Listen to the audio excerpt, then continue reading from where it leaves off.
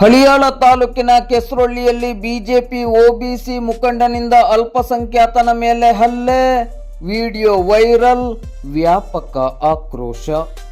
BJP ಜಿಲ್ಲಾ OBC ಪ್ರಧಾನ ಕಾರ್ಯದರ್ಶಿ ಗಣಪತಿ ಸಹದೇವ್ ಕರಂಜೇಕರ್ ಆಲಿಯಾಸ್ ಅಜೋಬಾ ಅವರು ಸಹೋದರರು ಮತ್ತು ಕುಟುಂಬಸ್ಥರೊಂದಿಗೆ ಸೇರಿ ಅಲ್ಪಸಂಖ್ಯಾತ ಸಮುದಾಯದ ವ್ಯಕ್ತಿಯೋರ್ವನ ಮೇಲೆ ಮಾರಣಾಂತಿಕ ಹಲ್ಲೆ ನಡೆಸಿರುವ ಘಟನೆ ಹಳಿಯಾಳ ತಾಲೂಕಿನ ಕೆಸರೊಳ್ಳಿ ಗ್ರಾಮದಲ್ಲಿ ನಡೆದಿದೆ.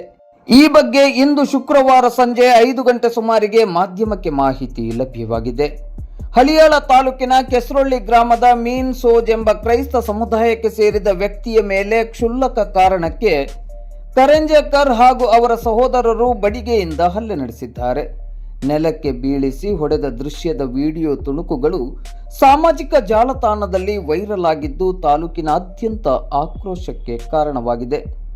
ಹಳಿಯಾಳ ಪೊಲೀಸ್ ಠಾಣೆಯಲ್ಲಿ ಈಗಾಗಲೇ ರೌಡಿ ಶೀಟರ್ ಆಗಿರುವ ಕರಂಜೇಕರ್ ವಿರುದ್ಧ ಕೊಲೆ ಯತ್ನ, ಸರಕಾರಿ ಕರ್ತವ್ಯಕ್ಕೆ ಅಡ್ಡಿ ಸೇರಿದಂತೆ ಹಲವು ಕ್ರಿಮಿನಲ್ ಪ್ರಕರಣಗಳು ದಾಖಲಾಗಿವೆ ಎಂದು ಪೊಲೀಸ್ ಮೂಲಗಳು ತಿಳಿಸಿವೆ.